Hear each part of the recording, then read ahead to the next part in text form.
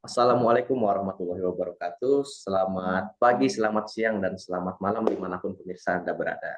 Kembali lagi bersama kami, peserta Latsar CPNS Kementerian Hukum dan Hak Asasi Manusia, gelombang ketiga, Angkatan 62 tahun 2022. Saya izinkan sebelumnya saya memperkenalkan diri. Saya Umar Alif Al-Syairi dari UPT Rumah Tahanan Negara kelas 2 Biplai Hari. Saya yang akan membantu berjalannya podcast pada hari ini. Dan saya tidak sendiri, berteman bersama tiga orang teman saya. Mungkin kawan-kawan bisa memperkenalkan diri, silahkan. Ya, terima kasih Mas Umar. Perkenalkan, nama saya Rizky Pramudia. UPT penempatan saya di Lembaga Pemasyarakatan kelas 2A Kota Baru. Ya, Iya, selanjutnya saya perkenalkan nama saya Suprianto, UPT di Lapas kelas 2B Amuntai, Kanwil, Kalimantan Selatan. Ya, selanjutnya saya perkenalkan nama Tina Amiriati dari UPT Lapas kelas 2 Sumbawa Besar, Nusa Tenggara Barat. Oke, baik teman-temannya, mungkin kali ini kita akan melakukan benchmarking tentang Smart ASN.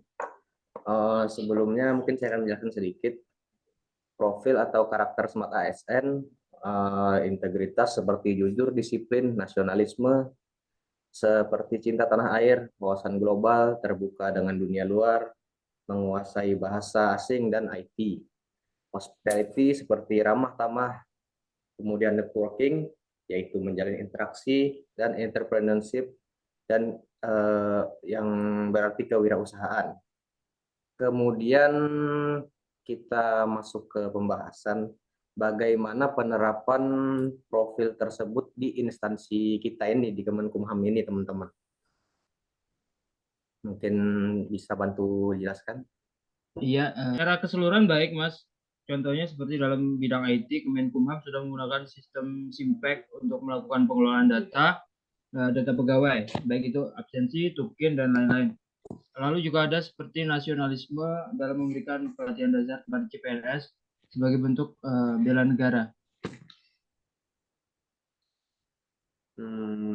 Mungkin ada tambahan dari teman-teman yang lain?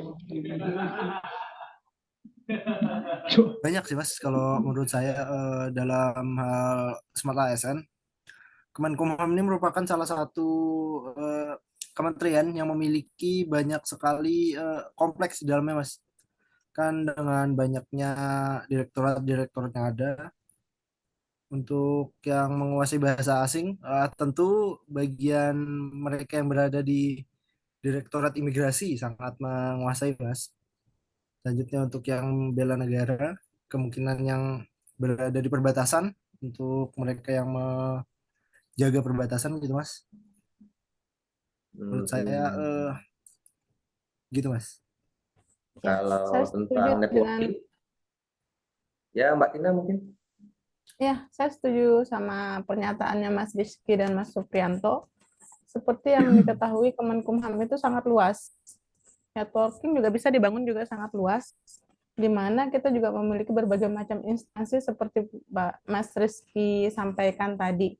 Kemudian dari bidang entrepreneur, terutama yang saya kulik ini di lapas sendiri, sangat mendukung untuk bidang entrepreneur, terutama bagi warga binaan.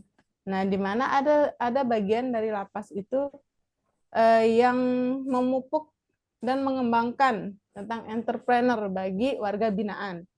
Ya, di mana mereka di sana dibimbing dan dilatih untuk bisa mandiri nanti kalau sudah keluar dari lapas tersebut bisa mandiri menghasilkan apa namanya ya?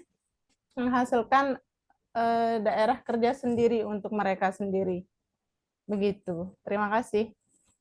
Ya, jadi mungkin yang bisa kita petik dari networking di instansi kita ini memang terlihat sangat baik ya. Ya, dapat dilihat dari contoh-contoh kecil, misalnya saat kita penggeledahan gabungan, kita dapat membangun sinergi yang bagus dengan aparat penegak hukum yang lain, contohnya seperti BNN, TNI, dan Polri. Nah, kemudian kita masuk ke pertanyaan berikutnya, bagaimana dengan kekurangan dan cara pengembangannya. Oh, dari nilai-nilai Smart ASN, dari nilai-nilai Smart ASN tadi mungkin. kekurangan dari Kemenkumham saat ini ya, ada pada bidang IT tadi masih terdapat kekurangan ya teman-teman. Kemarin sempat ada kabar kebocoran data pegawai Kemenkumham melalui data Simpek yang ada kan. Maka dari itu kita bisa melihat dan mencontoh bagaimana sistem yang sudah diterapkan oleh instansi Badan Siber Sandi negara yang dapat mempertahankan data pegawai mereka dengan baik. Kekurangan kedua yaitu tentang masalah hospitality atau keramah tamahan. Sebenarnya bukan kekurangan sih ini, sudah baik, namun untuk pelayanan pada rutan atau lapas mungkin pelayanan tamu pelayanan tamu harus bisa ditingkatkan lagi. Kita bisa mencontoh pelayanan tamu pada karyawan bank BUMN. Mereka menyambut tamu dengan ramah tamah tanpa memandang latar belakang nasabah. Mungkin image penjara Mas Ya. mengenai lapas atau rutan menurut saya masih sangat kental lah dengan banyaknya program-program dari Direktorat Pemasyarakatan sudah sangat baik Mas mengenai digitalisasi dan promosi-promosi yang dilakukan oleh lapas maupun rutan. Gitu menurut saya. Ya, saya juga setuju dengan pernyataannya Mas Suprianto, yang dimana dalam pelayanan kita harus terus meningkatkan pelayanan masyarakat keramah tamahan, kemudian apa ya lagi? Cut. Tambahan tadi untuk hospitality seperti yang dijelaskan Mas Rizky tadi ya, karena mungkin masih terbawa-bawa bagaimana berjalannya sistem kepenjaraan di zaman dulu mungkin ya. Jadi untuk perubahan kemasyarakatan dari yang kita lihat memang sudah sangat bagus. Cuma memang karena dulu kita adalah kepenjaraan, mungkin itu yang membuat agak kurang dari hospitality kita ya kan. Ya Image-nya Mas, betul. terutama.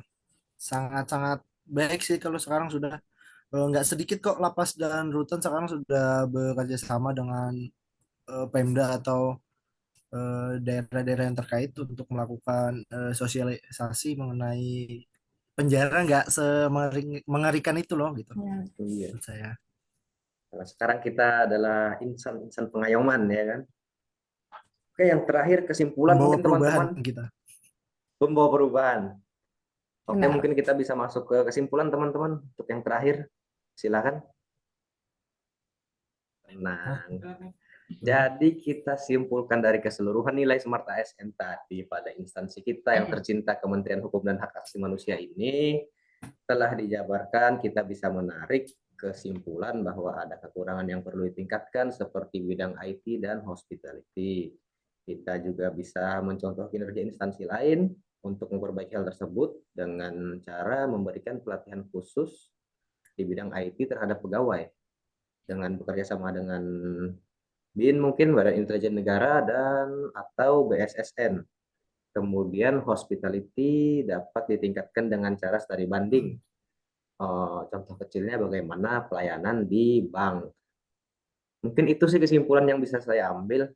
Atau dari teman-teman ada yang bisa menambahkan sebelum kita tutup podcast kita yang meriah kali ini. Menurut saya Kemenkumham sudah baik, namun Mas harus banyak mencontoh dari eh, kelebihan baik instansi ataupun perusahaan-perusahaan swasta atau BUMN yang lain, Mas. Begitu. Ada lagi teman-teman? Atau bisa langsung kita tutup saja mungkin podcast kali ini. Iya, Mas. Sudah, Mas. Ya, menurut saya sudah cukup, Mas. Sudah Ya. cukup, Mas.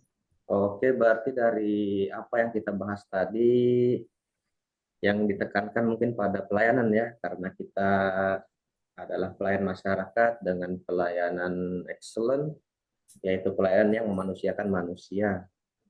Memang lebih ditingkatkan ke pelayanan lagi ya. Mungkin segitu saja yang dapat kita bahas kali ini ya. Untuk kekurangannya kami mohon maaf.